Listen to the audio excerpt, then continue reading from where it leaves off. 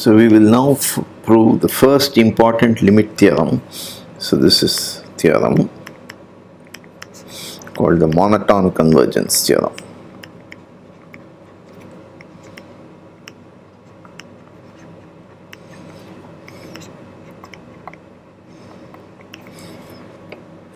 So X S mu is a measure space and Fn n equals 1 to infinity, a sequence of non-negative measurable functions defined on X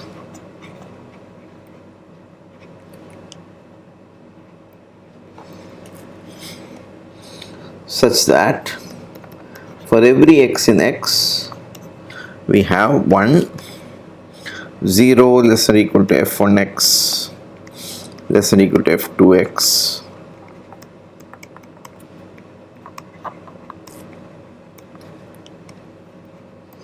so it's a monotonic increasing sequence, and 2 fnx converges to f of x. Then integral fn d mu over x converges to integral f d mu over x. So we are having the integral limit of the integrals is the integral of the limit. So this is you can interchange the integration is a limiting process by itself. We also have pointwise limits and integral of the, so you can interchange the two limit process. The limit of the integrals is the same as the integral of the limit. In other words, a limit can go inside the integral sign. Okay, so proof. So you let alpha be the supremum over all n of integral fn d mu. So we need to show, in fact, alpha equals integral over x f d mu.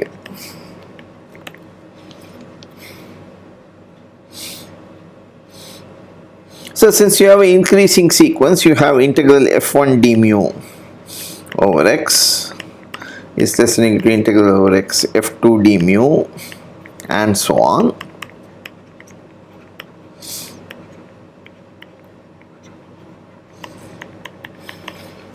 And you also have fn is an increasing sequence, and so fn is less than or equal to f for all fn n. So integral over x fn d mu is also less than or equal to integral over x f d mu. So this is an upper bound for all these things, and therefore you have that alpha is less than or equal to integral over x f d mu. So we have to show the converse. So now let 0 less than c less than 1 be a fixed constant, and phi non-negative simple function such that 0 less than equal to phi less than equal to f. Okay, so define En equal to set of all x in X such that fn x is greater or equal to c times phi of x. Now En is of course measurable, and you have that E1 is contained in E2 is contained in, and so on, because fn is an increasing sequence. So if x belongs to En, then fnx is bigger than c phi x. That means fn plus 1x is also greater or equal to c phi x. That means x belongs to En plus 1. So En is a increasing sequence. So there are two possibilities for x in X. So either fx itself is 0. This implies that fnx equal to 0 for all x, and phi x is of course equal to 0, and you have in this case all this implies x belongs to E1. or fx is strictly positive, and since phi is less than or equal to f and 0 less than c strictly less than 1, this implies that fx is strictly greater than c phi x, implies there exists an n, because this is the supremum, there exists an n such that fx is greater or equal to fn x greater or equal to c phi x, which implies that x belongs to En. So in other words, this implies that x equals union n equals 1 to infinity En, and this is Ens are all increasing, remember. Okay. Now integral over x f d mu, fn sorry, is bigger or equal to integral over En fn d mu, and that is greater or equal to, because fn's are all non-negative and En is a subset, and that is because fn is greater to c phi x in En here, and therefore this is less than c times integral En phi x phi d mu,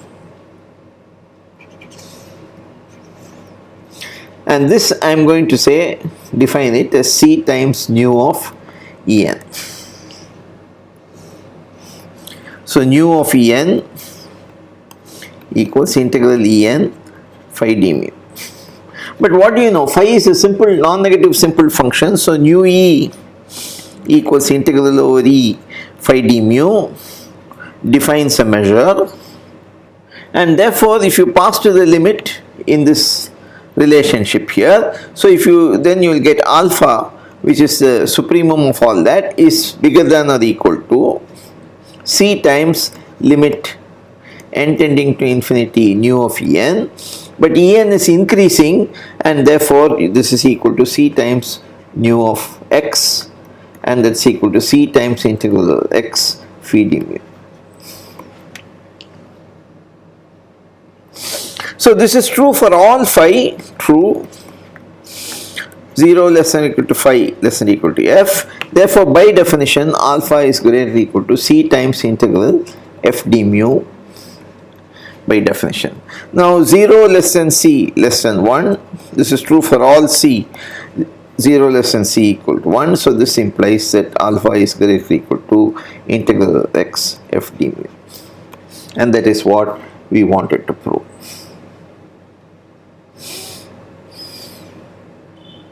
So we already have alpha less than or equal to f d mu, and now we have alpha greater or equal to f d mu. This implies that alpha equals integral over x f d mu, and therefore when this is nothing but limit integral fn d mu over x, this is equal to also sup integral fn d mu over n.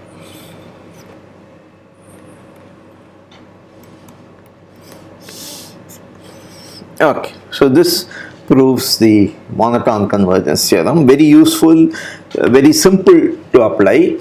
You need a sequence of non-negative measurable functions which is increasing, so monotonic increasing, then the limit of the integrals is the integral of the limit. So remark, integral f d mu can be infinite.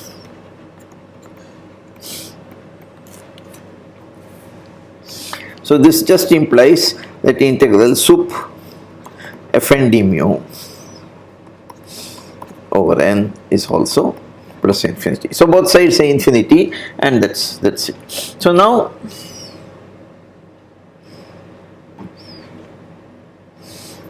we'll give an application of this.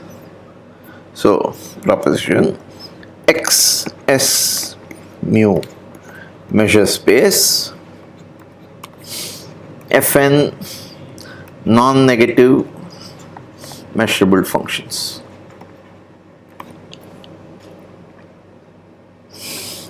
Define fx equals sigma n equals 1 to infinity fnx.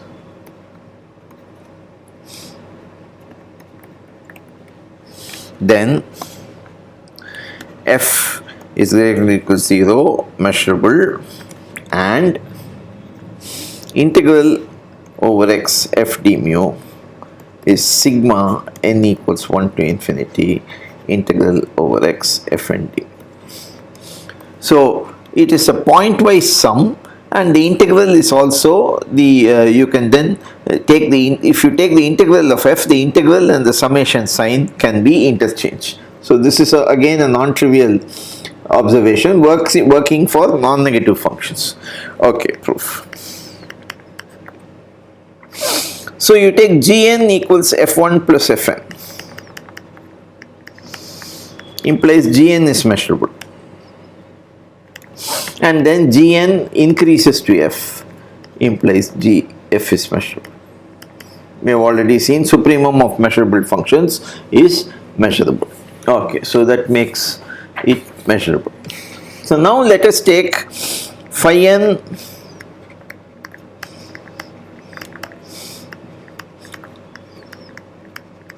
and psi n. Phi n, psi n simple, and phi n increases to f1, psi n increases to f2. We can always do this because of that theorem. Then we also have that phi n plus psi n is simple and increases to f1 plus f2. So we have by monotone convergence theorem, you have limit integral phi n plus psi n over x d mu is nothing but f1 plus f2 d mu over x, and integral phi n d mu over x converges to integral f1 d mu over x, integral over x psi n d mu will converge to integral over x f2 d mu. But we also saw if phi n and psi n are simple, so phi n psi n simple, this implies and non-negative. So this implies that integral over x phi n plus psi n d mu is equal to integral over x phi n d mu plus integral over x psi n d mu, and therefore passing to the limit you get integral over x f1 plus f2 d mu equals integral over x f1 d mu plus integral over x f2 d mu. So by induction, integral over x f1 plus fn d mu equals sigma I equals 1 to n integral fi d mu. Now this is the function gn, and gn increases to f, all non-negative. Okay, therefore again by the monotone convergence theorem you get passing to the limit integral f d mu equals limit n tending to infinity sigma I equals 1 to n integral fi d mu, and that's equal to sigma I equals 1 to infinity integral over x fi d mu, and that completes the proof. Okay. So we will now do some examples in the next session.